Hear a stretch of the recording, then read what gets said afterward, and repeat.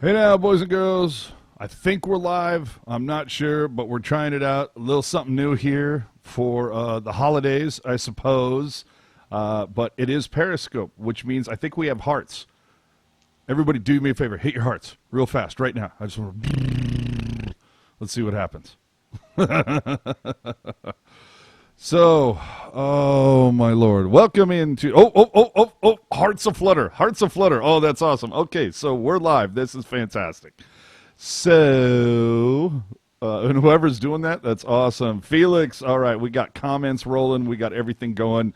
All right, this is working out better than I had thought. This is working out better than the Sharks played tonight. Welcome to Teal Town After Dark on Periscope.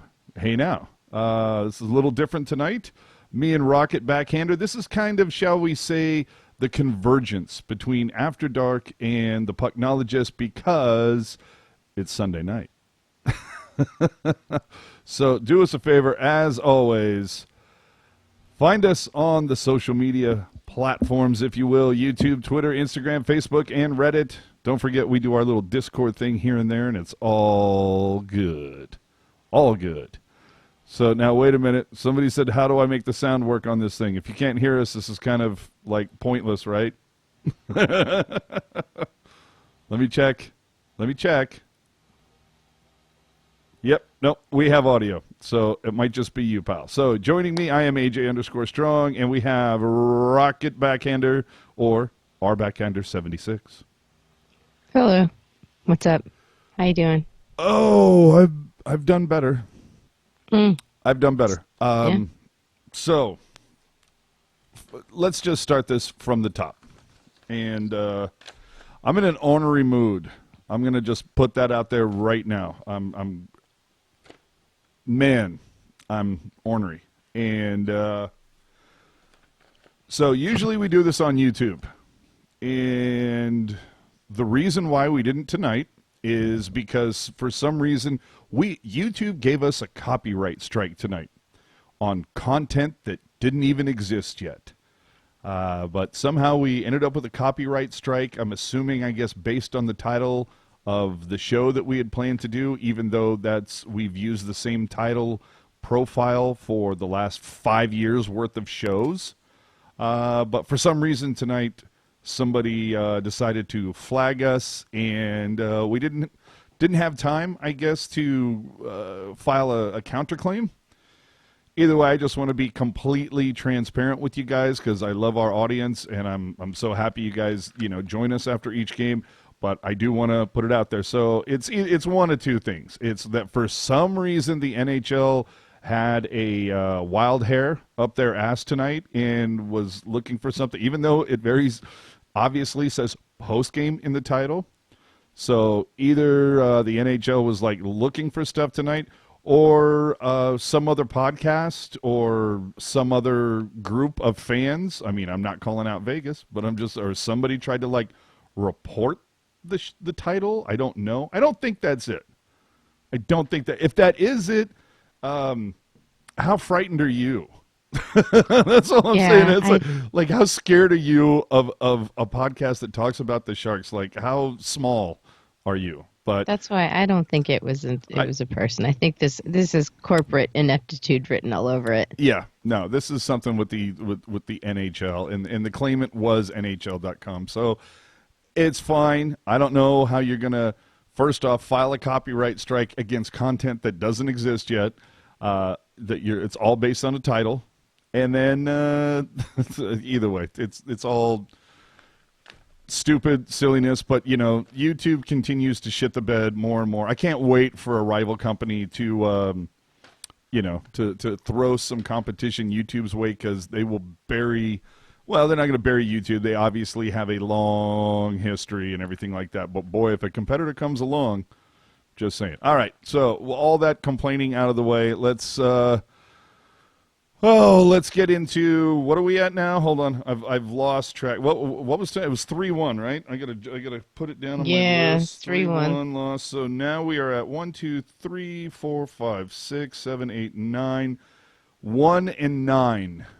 Yeah, they've lost the last eight of their last nine, some junk like that. The power play right now since Detroit on November 16th is a whopping 2 for 44. So, hey, and it's not like you didn't get some chances tonight. So, let's oh, and by the way, we can see the comments. Hey, you know what? Again, we're on a different platform tonight, which I do think is kind of cool. And I do want to let everybody know that if you're not able to watch us on Periscope, and I get that if some people can't, this will be on our YouTube channel tomorrow, because we're going to download this shit and then we're going to post it and give YouTube a big, middle fucking finger.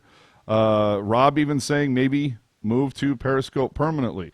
Well, if YouTube is going to be a bunch of douchebags, it might be a way that we go. I do know that Periscope is a little easier to deal with on your mobile device, but anyhow, let's just get into this game. Goddammit.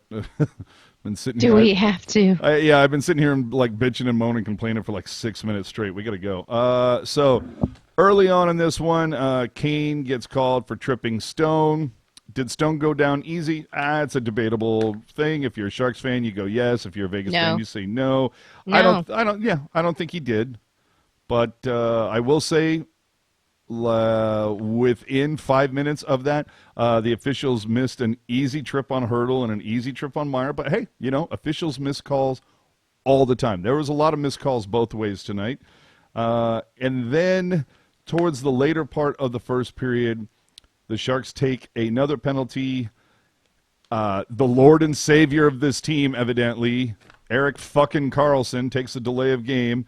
And that ends up being the 5th delay of game call the Sharks have had in their last 6 games.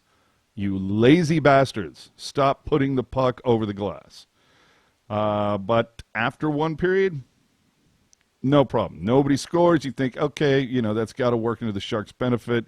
Things are all right. And then, funnily enough, early in the second, delay of game on Carrier. And then the Boo Birds come out for the Sharks fans because the Sharks were unable to get a shot on goal on their power play. Rocket, I don't know about you, but I've found that it's kind of difficult to score if you don't actually shoot the puck at the net. Correct. I am not quite sure. Dude, you know what? There was at one point out there, I was watching them skate around, and I watched their feet stop moving, and I looked up, and I realized that the Sharks were on the power play, and I'm like, you guys, what are you doing? God, I give up. So, yeah, man, like I don't have the outrage, like I had this last year. I had this at the beginning of this year and everybody told me I was dumb. So I'm like, all right, so I've waited long enough. And now I'm like, yeah, no, all these things that you guys are feeling. Yeah, I had this, I remember those feelings. Yeah, this power play, this defense, dude, where this, No, tonight was not a great night. Again, it's the Sharks obviously not playing well, not doing well. And I don't know what it is, it's a hell of a rivalry, of course, but seeing the trolls come out in full force, man, there was some trolls tonight on the Twitter. Teal Town USA, for the most part, our Twitter feed, we just throw it out there. We take GIFs of the plays, and a lot of it is just kind of like, hey, we put it out there, and if you want to see it from one way, you can. If you want to see it from the other way, you can. Whatever. But we'll get to that in a moment. But those some of the trolls, a couple of you got to work on your game. I'm just saying, come with better chirps is what I'm saying. Speaking of which, midway through the second, Brent Burns gets called for elbowing Tuck. I'm hoping that Tuck doesn't have to wear a neck brace or something, because the way that he whipped his head back so violently, I was like, boy, you could hurt something like that. I don't know about you, but people typically, if somebody like elbows me in the side of the neck, my head's going to go side to side. It's not going to hit it, and then I'm going to throw that. It just seems kind of odd, but anyway, some people calling it a sell job, and then some Vegas fans calling Burns dirty, whatever. A little bit later, towards the end of the second, we have Reeves versus Dillon, part, 28. Rocket, would you like to explain to the people what a bum Ryan Reeves is? Just a short while after Stastny scored the first goal. Go ahead. Do you guys remember a man named Matt Tennyson? I remember him. Sharks defenseman. And that's why Ryan Reeves is a bum. I bet you if they brought Matt Tennyson around, they'd probably be a lot better defensively than they're doing right now. If they just benched Eric Carlson and brought on John Scott, I think they'd probably be better defensively. Yeah, no kidding. So we're getting a comment here. Gloss over the Kane elbow in first, no call. Hey, I don't want to gloss over anything. If you saw something that I didn't, by all means, if you're able to go back, no. If you're able to go back and tell me, hit tealtownusa Twitter, tell me where it happened. If it happened at 8:14 of the first period or whatever, tell me. I'll go back and look for it and make sure that there's a GIF posted because I do want to tell the whole story. I'm not trying to put this with teal tinted glasses. Again, we're not done here. Okay, there are things that went both ways. We're going to get there. But Stastny would score 1-0 after 2 periods, and you're kind of thinking from a Sharks fan perspective, you're going, okay. Well, I don't want to say okay, but I want to feel like, it's not a blowout. And Dell tonight, I thought, looked fantastic. He played out of his damn mind tonight. He deserved a win, and that's, I think, bottom line, that's the thing that upsets me the most is that Aaron Dell deserved to win. He did. I really felt like he looked really, really well, especially after how poor Jones looked last night. I mean, a couple of those goals that he led in that 5-hole, I was just soft. Oh my God, so soft, so soft. Not the kind of soft you like, people. Soft. So just before 4 minutes into the third, Logan Couture tie it up, and everybody's going, okay, we're going to be all right. Everything's fine. The fire has subsided. Everybody chill out. And it was a great roof job by Couture off a nice pass from Burns, and you had to feel like, all right, we're feeling good. We're feeling good. That was a nice shot, man. It really was. But a mere 4 minutes later, Theodore would pop one in after just bad puck luck. That puck went off Burns' skate, ended up where it needed to be. Theodore buried it, and now it's 2-1 Vegas, and you're kind of going, well, you look at that goal differential that the Sharks have, particularly in the third period, you can't feel good about that, Rocket. Not particularly, no. Not only was the ice tilted from one end to the other, but it was tilted side to side too. Just everybody would skate and try to get the puck and back in the corner. Oh, get it back out. Oh, really? Oh, Subban make a save. Oh, yes. Listen. I just need to talk for a second about Subban's rebounds. Subban's rebounds, 2 of them are enough. You get enough juice out of that rebound, 2 of those rebounds to last you your hydration requirements from the FDA, whatever, for a week. That's how much juice is in. It's he hits it and it goes boop 8 inches in front of the net, and nobody.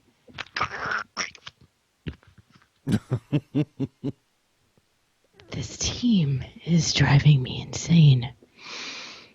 You're not wrong. I know. You're not wrong. So Theodore scores. Okay, fine. A little bit after that, McNabb would trip LeBanc. I thought that was kind of a soft call. It felt like LeBanc was going down anyway. But you know what? Again, maybe that's the officials trying to make up for the ridiculous missed trips earlier in this game. But, hey, time marches on. What are you going to do? And then a few minutes after that, Kane would get called for tripping McNabb. And in the same play, McNabb would get called for holding the stick. It was real easy to see that Kane tripped McNabb. Where the officials saw McNabb holding a stick, other than his own, I don't understand what the hell the officials were calling there. Could have been he was holding someone else's stick earlier, and they were just like, "Oh yeah, by the way." Or maybe he had a vision of him holding a stick, and I don't know. I honestly, I don't know where the hell that call came from. A few minutes after that, 16 minutes in, Marcia Show would score after EK65 got pyloned. Absolutely blown by. Look, I'm just going to be that guy. Look, I'm not here to try to change your mind. I'm not here to persuade you. I'm not here to tell you that my opinion is more important than yours. I'm just here to offer my opinion. And right now, and I think if you go back and you look since the beginning of the season, I am not an EK65 fan.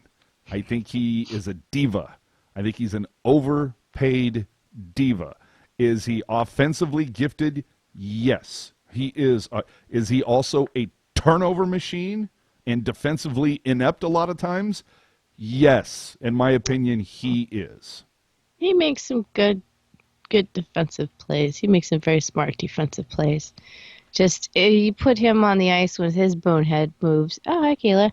And then you put, in conjunction with Burns and his bonehead moves, and their bonehead, and that bonehead is like a black hole of bonehead suck that there's just no escaping from. Yeah. I can't with this guy anymore. I can't even. I'm telling you, when it comes to EK65, I can't anymore. There's going to be the EK defenders, and I get it. And you can sit there and spit out all these stats, and it's point per game player and blah blah. And I get that, and I agree with you. The stats bear that out, but there's also the case of when you watch him play, how many times do you see him being the last line of defense before the puck is behind the goaltender? Now, does some of that the responsibility belong to the goaltender? Absolutely. But either way, it's, no team needs two Brent Burns or two Erik Karlssons, and right now the Sharks team has that. It's not working. On paper, it sounds great. Two Norris Trophy winners. Hello, Anaheim 2007. But on paper, yeah, not working. That's been the hallmark of this roster this year, last year. On paper, those words. I swear to God, if I never hear those words again. Hold on, I just want to point out this because this is cracking me up. You should sober up and try doing this episode again. This is literally the one beer that I've had in the last 3 days. But, this is coffee. Okay. Sure. This is the way I talk. being a Sharks fan does this to you. So after that, mysterious slash on Joe Thornton with about three and three quarters left.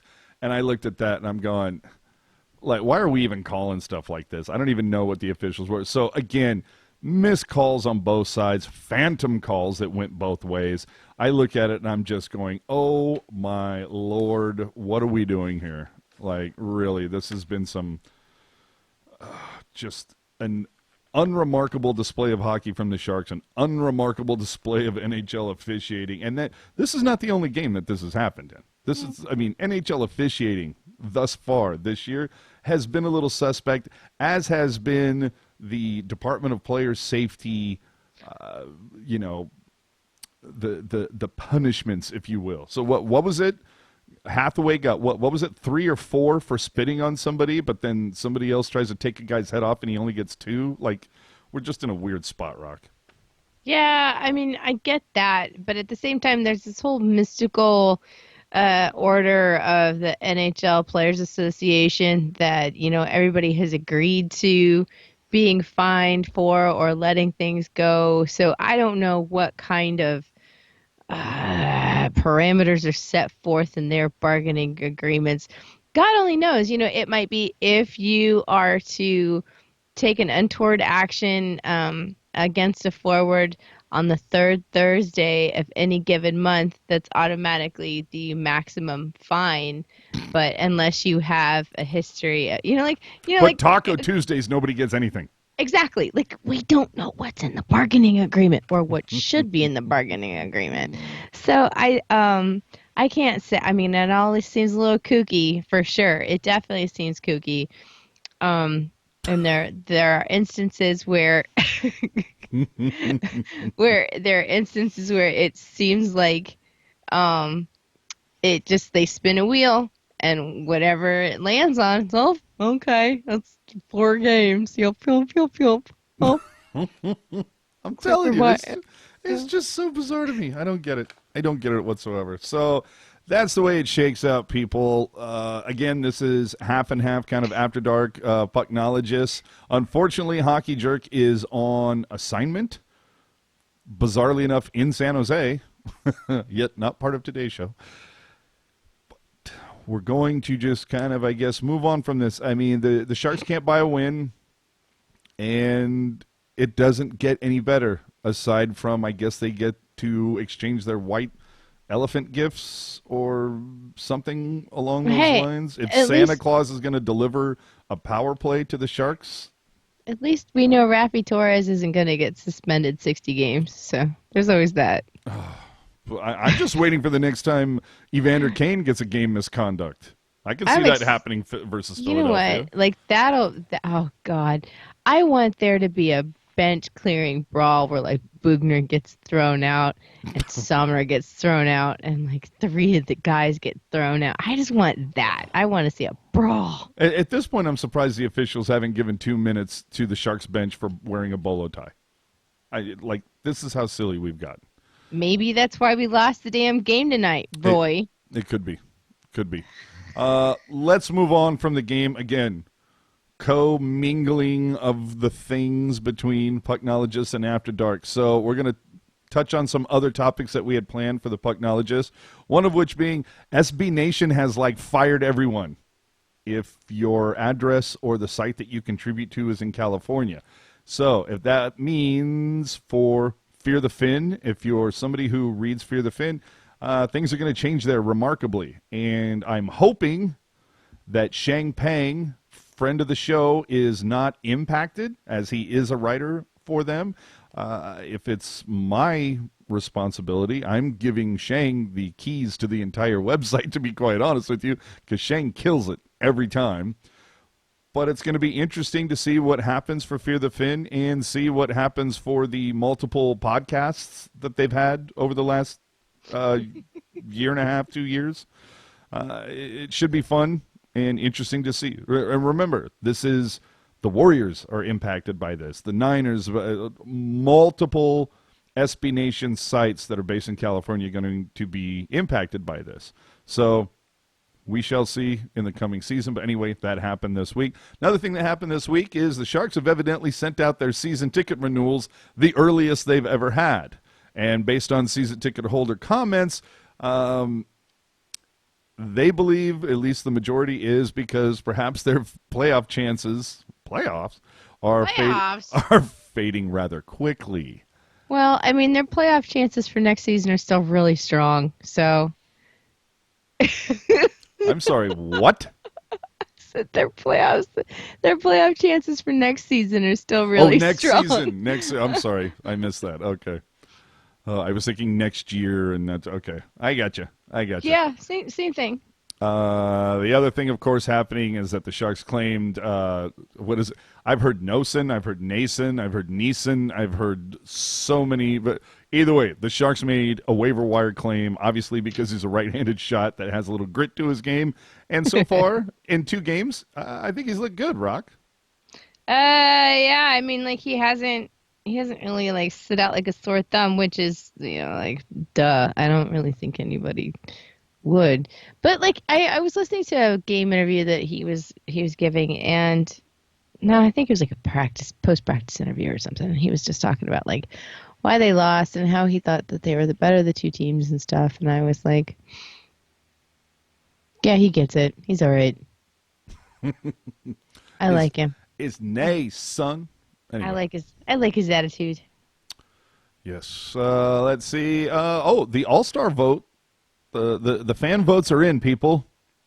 John Scott. So who do we have? I'm trying to go off the top of my head. What is it? It's Pasternak, Ovechkin, McDavid. Who am I missing? Help me out, chat. I'm trying to think. Who's the guy that I'm... Pasternak. Austin Matthews. No. Pasternak, Ovechkin, McDavid. God, how am I missing this? And it's like a really obvious name, and for some reason it's slipping. Is it Matthews? I don't know. Either way, but they've the guy announced from Tampa. Oh. Either way, they've announced the captains for the All-Star team after allowing people to vote 10 times a day. McKinnon, thank you, Hockey and Ghosts. Thank you, Felix. Nathan McKinnon. So McKinnon is the other one. It just cracks me up that it's like, let's be honest, these were really the 4 most obvious choices, and I just get a kick out of the fact that the NHL is going to allow everybody to to vote 10 times a day for 40 days straight, just so they can announce inflated numbers. We received 6 million votes. And you break that down, and it's like, yeah, we got I don't know, maybe 900,000 votes, and here they are. It's just, F you with this. No, okay, so that, there's some, I see this little Discord in the chat just beginning to rumble up about how, none of the Sharks deserve to go to the All-Star game. That's not true. I think we should send Mario Ferraro. Just so he can just give tech advice to everybody else. I like that. Yeah. I like that idea. Yeah, I mean, you look at this group, who would you send from the Sharks? You obviously have to send one. I honestly don't know who the hell it would be. I guess Brendan you could... Dillon. Brendan. Okay, take off the Dillon glasses. No. Look at his plus minus last year. Oh, Jesus Christ. Last year. All right. What? So it's either Couture or Kane. That's obvious. I think you can make a case for EK65. Sure, if you hope he gets hurt again. Well, because he's an offensive guy. You want offense in the ASG, right? So whatever. I don't care. All right, let's move on. I'm telling you, I'm so just agitated by everything tonight. Some of the Vegas trolls, just good on you. Rent free, AJ. Work on your Photoshop skills, bro. Just saying. I think Chris's Photoshop skills are phenomenal, to be honest. Oh man, good looking out. So a couple other things. Kane. The 3. I'm sorry. I had something else on the rundown. A couple of people actually reached out to me. It is not unknown that I am shall we say, not a fan of Fanatics. Oh. They might try to put the fan in Fanatics, not this guy. I think Fanatics is quite possibly one of the worst companies to ever exist on this planet, aside from YouTube right now. But Fanatics, the cool thing that I received a couple messages from, people are starting to notice less and less Fanatics stuff at the Shark store. Or the Fanatics stuff that is there, it's kind of pushed towards the back. They're featuring other stuff up front. And for that, more of that, please. F you, Fanatics. Thank you. I appreciate that. The Shark Store, their Instagram. It's funny, their Twitter, I don't know who maintained it. They haven't tweeted anything in over 2 years. It makes me wonder if whoever was the employee there left with the password in their back pocket. But the Instagram, still working. And they tweeted out a photo of a really nice hoodie yesterday. A nice black hoodie with a white silkscreen Sharks logo on the front. Looked tight. And you know what looked tightest about it? Didn't have a Fanatics logo on it. Made me go, I would buy that. Another interesting thing that happened is, along with sending out, and I'm just speculating here, all right? I know nothing. Everybody knows that. Well, I'm trying to pay attention to the chat here while I'm also making a point. What is this?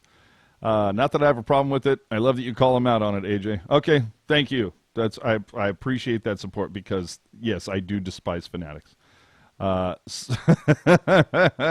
D Healy fooled me. I thought you were a fanatics rep. No. So let's move on. The Sharks have introduced a new fan club. I guess a global fan club.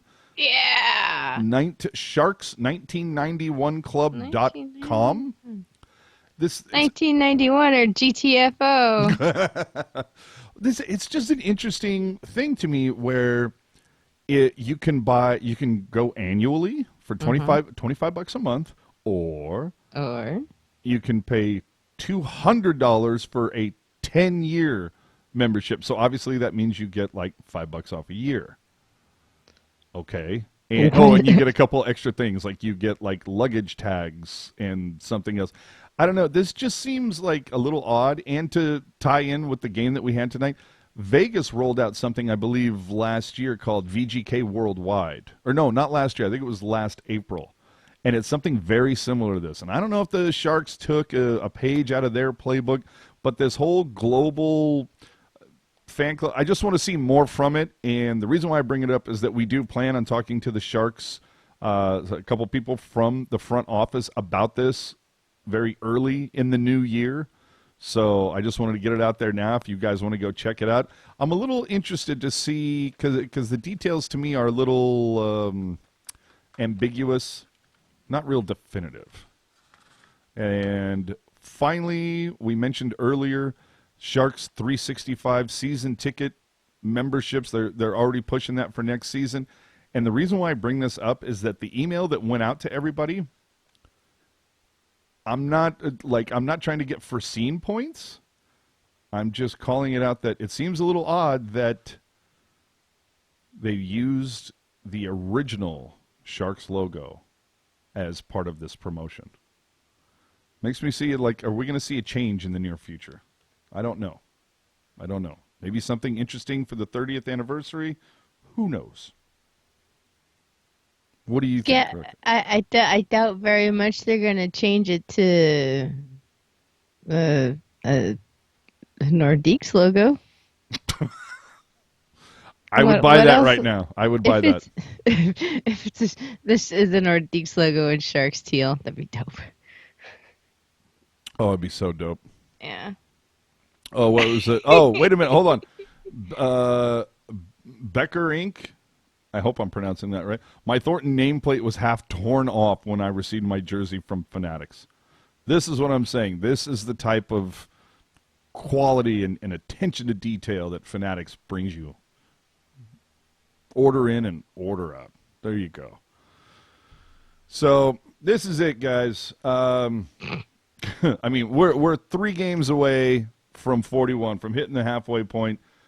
We obviously have the holiday break for Christmas. Then you get another back-to-back, L.A. and then Philadelphia, Friday, Saturday, and then you get to spend New Year's in Detroit. And who doesn't want to spend New Year's Eve in Detroit? Murder capital of the world. How did you not want to do that for New Year's? So, I mean, what's the next shoe to drop, Rocket? Honestly, like, what do you think if they lose the remaining games from this month, which I don't think is, if they don't beat Detroit, I mean, for fuck's sakes. Even if they do, what's it going to matter if they can't beat, the teams that they're going to need to negotiate successfully in order to make any kind of playoffs? Like, it doesn't matter. Like, I legit don't, if they can't figure out what kind of fruit snacks to eat in which particular order, if they cannot figure out what Phoenician god to resurrect and begin worshiping again, like, if they can't figure out how to feng shui their fucking condominiums, like, I don't know if there's even like a point in holding out hope for any kind of like, well, I think they should just get through the rest of the season, figure out who to offload, and start again, reload for next year. Should we start to oh, wait a minute. Somebody's saying, talk about the game, please. Dude, that was like the first 20 minutes of this cast. Yeah, somebody else going, they did. Yeah, better hit the rewind button, pal. Yeah. So, L.A., Philly, Detroit. I mean, I guess we could start putting a pool together as to when the Sharks will win their next game. It's not looking good, to be quite Hey, honest with you. if this pool is filled with alcohol, I'm all right with that. You're not wrong. I mean, I would say Detroit, but I mean, you're talking about a single win in a calendar month. I don't know that the Sharks have ever pulled this off before. I'd have to go back and look, but at this point, honestly, when you're this far out and it keeps getting worse, you have to consider that. We talked about it. That you got to move some pieces. Dylan, obviously, a huge piece. Do the Sharks try to move Joe Thornton to a contender? Is there a contender that would want him? I mean, I get the whole idea of what happened with Ray Bork going from Boston to Colorado back in the day to get Ray Bork a cup. For Thornton, and oh my God, how funny would it be if Boston? I mean, No, Boston, listen. clear contender. I mean, Jerome McGinley, first round Hall of Famer. I mean, like the guy, he said multiple bajillion point seasons. He had a really hard time finding a contender for his last season. Joe Thornton, not as lethal of a scorer as Jerome McGinley. I think he's probably going to have zero chance of finding anybody to take him. From the chat, EK65 to Seattle. Is it possible? In a No. word, no. He has a full no move, as does Vlasic. They are the only two that must be protected during the Seattle expansion draft. Burns, Kane, Couture, those guys can be exposed. But EK65 and Vlasic, the only ones that must be, based on their contract details, have to be protected. So, good luck with that. Yeah, right? This team is just, it's a comedy of errors. It's literally a comedy of errors. And a lot of people will sit there and go, Doug Wilson needs to be crucified for what has happened to this team. And a lot of people will sit there and point to, well, look at Doug Wilson's track record. He's made this team competitive for so many years. And I think you make a great point, but I do believe at this point you need to take into account that this was the wrong play. Letting go. Now, and here's the thing, and because I've gotten into it with Twitter, and I hate the fact that Twitter is only 240 characters, nuance is lost, and everybody reads into stuff that isn't there. When I sit there and say EK65 was wrong for the Sharks, I'm not saying that they fucked up in getting EK65. They should have kept Pavs and Donskoy and Nyquist. I have never said that. I said EK65. That deal for me was wrong for the Sharks. I've never said they should have used the money to re-sign those guys. I'm saying they should have used that money to address the situation at forward. Whether that means retaining Nyquist and finding a couple other guys, whether that means retaining just Pavelski and finding a couple other guys. I don't have a problem with the Sharks getting rid of Pavelski. Again, I'm a fan of get rid of a guy a year too early rather than a year too late. But I'm just going to go down in history as just saying the EK65 deal is going to drive me batshit crazy. Mm-hmm. But his history, his performance history is not indicative of this kind of year, as everyone kept telling me last year and the off season. Don't worry about it. It's not going to be a problem. You look at every other year, as long as he's injury-free, he's pretty solid. Oh, when he's injuries-free, he can be solid, although the last couple of games he has made some bonehead moves defensively. Mm. The guy's a turnover machine. And I'm not see, that's the whole thing is I've seen so many, when I bring this up, I'll get flambéed, excoriated on Twitter. AJ, you don't know what the fuck you're talking about. EK65 is generational talent, blah, blah, blah. And it's fine. He's a generational talent. Sure. He's a fucking turnover machine. Okay? And I'm not the only one who said, you ever listen to NHL Network? Those opinions are pretty respected, and they share my opinion. Not every. Does he make great, unbelievable offensive plays? Absolutely, he can bring the puck out of the back end like no one's business. But for me, it was Dan Boyle. Dan Boyle to me was just as offensively gifted, but was far more defensively responsible. Hi, Dirk. Miss you too. Here comes Jerk to tell me how wrong I am about everything and anything. Oh, wait. Oh, now we know. Even Felix is saying, already supported him, but he's been pretty bad. See? When Felix says it, it's true, people. I'm just saying. So, with that, it's probably time to start putting this thing to bed. Again, we had to try something a little new tonight with Periscope. We do thank the people that did watch tonight. This will be up on YouTube a little in just a scotch, if you will. It's going to be fun to fight that battle, let me say it. So with that, I think we're out. Again, join us on the Discord for the postgame. the post-game, whatever you want to call it. We'll be on Discord momentarily to just, I don't know, pour gas on this fire, I guess. I'm so disappointed. I was sold such a bill of goods at the beginning of this season. I can't tell you how disappointed I am in this season. So, Final thoughts on where the people can find you, Rock. Final thoughts. My final thoughts are simply a sound, and that sound is. All right, so you can find me over at Rob Ayman in chat. More airing of grievances on Discord. Okay, so my social media. Hey, what's up? My name is Rocket Backhander. I talk about hockey, the perils and joys of being perils mostly these days of being a Sharks fan. Fucking makeup and pop culture and shit. That kind of stuff. R Backhander 76 on Twitter.